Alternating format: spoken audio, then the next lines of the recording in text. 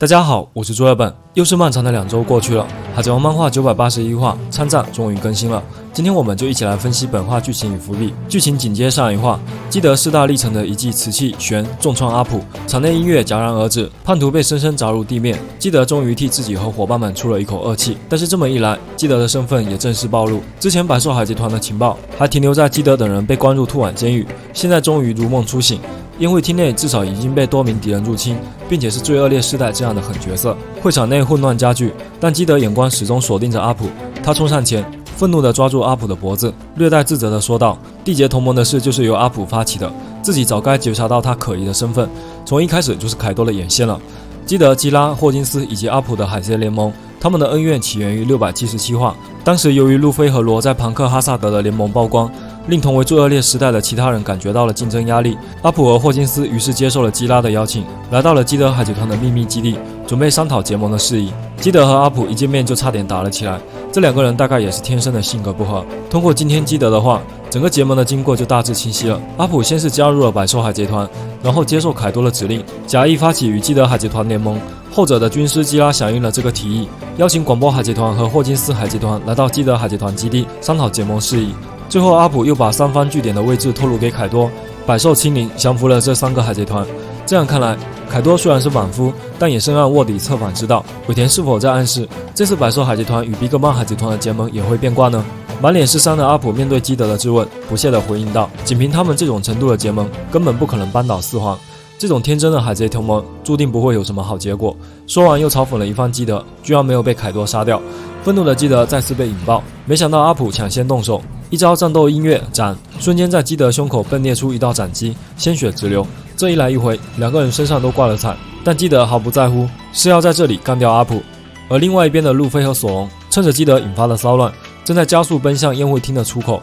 百兽海贼团的战斗员们堵截不及，纷纷向奎因抱怨活捉他们太难了。奎因秒改游戏规则，吩咐手下直接宰掉也没有关系。海贼们的士气瞬间高涨，战局对路飞一伙人更加不利。基拉为了掩护基德，终于出手了，身份也跟着暴露了，场面愈加混乱。基拉试图劝阻基德不要恋战，先行撤退。突然空中传来一阵令人不悦的嬉笑声，随即一只巨大的蓝牙棒狠狠砸向地面，众人纷纷躲避。只见一个人影从阁楼旁缓缓走出，体型甚至比巨人族还要庞大，赫然是百兽海贼团蛮霸者之一的巴查。在连续当了几话的黑影之后，这股神秘的战力终于浮出水面。从外表来看，蛮霸者并不是之前普遍预测的特殊兽人族，整体更接近巨人族，有着人类的脸庞和穿着风格，但头上同样有着2根牛角。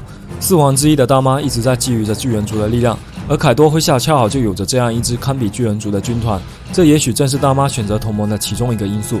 从金色神月开始，蛮霸者们就一直在喝酒，此时的巴查也已经喝得醉醺醺，在战场上一顿破坏，加剧了场面的混乱。基德等人第一次看到这个怪物，正惊诧于他的庞大体型。不远处一个给付者突施冷箭，准备偷袭。危急时刻，路飞及时出现，一脚将剑踢飞，竟引发了一场爆炸，再次体现出场内的给付者们个个实力不俗。4个最恶劣世代汇合，路飞喊基德往后方的宅邸方向撤退。大型套娃现场来了，路飞先指责基德引发骚动，接着索隆指责路飞也一样莽夫，随后基德回击索隆没有资格说别人。一旁的基拉看着3个憨憨，无奈的叹气。当然敌人的攻势也没有丝毫的减弱，刚刚被重创的阿普再次发动战斗音乐，锁定撤退中的路飞等人。基拉听到声音，赶紧让3个憨憨捂住耳朵，只听阿普大喊一声爆，正是之前炸晕路飞的那个招式。然而这次却什么也没有发生。阿普一脸不甘，基拉解释道：“阿普的攻击距离取决于对方的听觉范围，只要听到声音就无法躲避攻击了，但反过来，只要捂住耳朵听不到声音，他的攻击也就无效了。”3个憨憨只顾捂住耳朵，基拉这番说明也完全没有听到。不过拥有3D 视角的我们，算是完全了解阿普的能力了。总的来说，与之前的预测一致，这种特殊能力无法靠霸气进行防御，但只要知道了弱点，效果就大打折扣了。战斗仍在持续，沿途有不少海贼认出了基拉，纷纷嘲笑他变成了逾越者。基德愤愤不平，边跑边还击，4个人就这样跌跌撞撞地继续往基地深处跑去。而宴会场内的这一场骚乱，也引起了看台上方福之佛的注意。作为原海贼团船长组，福之佛拥有着一批直属部下，很可能是之前海贼团的船员。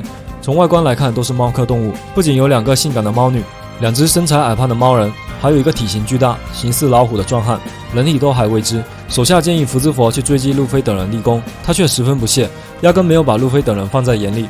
注意力全部放在了凯多的任务上，准备去寻找大河，不能让蒂姆给抢先了。福兹佛又望了望远处的奎因，意味深长地说道：“奎因说想把一个家伙干掉，刚好我也是。看来在飞六包里，今天必须有人见血了。只不过福兹佛的目标会是谁呢？可能是一直看不爽的奎因，也可能是其他同僚。一场内斗即将上演，很可能成为后面改变战局的一个关键。而对于德雷克来说，卧底生涯很可能走到终点了。”接着镜头来到了大妈这边，衣服已经换完，百兽海贼团的手下前来汇报，称已经和女王妈妈圣歌号取得了联系，确认了比格曼海贼团平安无事。大妈十分欣喜，但下人又说了一件奇怪的事，称前感并没有发现比格曼海贼团的船影。进入和之国有两种方式，第一种是像路飞他们那样使用鲤鱼攀瀑，但是风险极高；第二种就是劈开瀑布，从瀑布后的洞窟进入到前港，船员和货物通过类似升降梯的设备进入和之国。这种方式显然更加安全，但只有凯多和大蛇的人才被允许通过这种方式进入。比格曼海贼团拥有世界首屈一指的情报力，打探到了第一种登陆方式，却不知道还有第二种。连大妈本人听到前港这个名字也是一头雾水，这就为后面的事件埋下地雷。我们先按下不谈。接着镜头来到鬼之岛山路右侧，山治、娜美等人驾驶着万龙坦克，与警卫们率领的东军正在快速进发。武士们的登陆行动并没有被察觉，出乎意料的顺利。大神警卫们意识到不必再将所有兵力集中在岛的后方，决定调整作战计划，分出一部分战力从大骷髅头的侧面潜入，借助身上的伪装潜伏到敌人内部，等待着主力袭击凯多的瞬间突袭敌人，形成前后夹击，围剿凯多和大蛇的局面，俗称包饺子。不过既然是警卫们想出来的计划，必然伴随着各种意外。这次阻拦他们的就是凯多防务设计图上所没有记载的几座陌生建筑，开满紫藤的酒馆、大型的油库，以及一座横跨其间的长桥。大大的招牌写的女难二字，意为命犯桃花。这里正是黑色玛利亚的地盘。油库是日本江户时代官方许可经营的油女屋，通常以水渠围墙形成一片独立的建筑区域。显然黑色玛利亚所经营的这个油库是给百兽海贼团消遣玩乐的。山治一听到油库，马上就兴奋地冲了进去，结果很快又沮丧地走了出来，因为里面并没有油女。没错，正是因为路飞、索隆等人在宴会厅内的大闹，吸引了百兽海贼团们的注意力，留下了一个空荡荡的油库。警卫们的计划竟然又能够进行了。他亲率一部分战力继续前往鬼之岛后方，而另一部分战力从油库潜入内部。娜美小忍主动提出组成寻找桃之助的小分队，也从这里开始潜入内部。警卫们感激不尽。自从主君被掳走后，他一直心绪不宁。如果娜美他们可以顺利找到桃之助，他也可以安心战斗了。自此，东军又分成了两股势力。2000多人的武士同时行进，引发了一阵嘈杂声。不料油库中竟然还有人留下，一个人影被声音惊动，准备将窗户打开。警卫们等人大吃一惊，纷纷跳入水中隐蔽，而落在队伍后方的万龙坦克躲闪不及，与窗户中的人来了个四目相对。坐在豪华天窗的司令员乔巴如五雷轰顶，因为对方是他再熟悉不过的人了。比格曼海贼团统治者即蛋糕岛全境守护者，万国托特兰之女王，霍米茨军团的卡利西，甜点破坏者，小豆摊之代言人，骷髅手办爱好者，新世界的四皇，饥饿降生的夏洛特00，名称阿玲。那一天，乔巴又想起了被当成备用食材的恐怖。镜头一转，来到和之国近海。此时，比格曼海贼团已经被通知了大妈与凯多结盟的消息，正准备赶往鬼之岛与大妈会合。佩罗斯佩罗一边咒骂着镜，一边指挥着众人再次登上瀑布。没错，他们并不知道前港的存在，准备再次用鲤鱼攀瀑。此时，船上的干部们也是各怀心思。13子巴斯卡尔迪、21子塔布雷特与长子佩罗斯佩罗都在质疑这次同盟。不过，甜点匠心斯穆吉始终拥护着大妈的决定。另一边的3子大福、19子门多尔、18女加雷特则一直惦记着此次和之国之行的目的，取下草帽的首级，挽回比格曼海贼团的名誉。唯独36女弗兰佩正在想着如何讨好凯多大人，获得他的宠幸，俨然是找到了新的偶像。在众人的吵闹声中，巨型战舰女王妈妈圣歌号径直冲上了瀑布。就在要跃出瀑布的一瞬间，佩罗斯佩罗突然有点不安，这里正是当时被镜袭击的地方。突然空中出现了一只神秘的飞行生物，佩罗斯佩罗大吃一惊，难道镜那个混蛋又来了？定睛一看，不对，这是另外一个人。只见一道青色火焰疾驰而来，如飞火流星般划破夜空，以雷霆万钧之势冲到战舰面前。火焰中缓缓露出一个人影，这是原白胡子海贼团一番队队长不死鸟马尔科。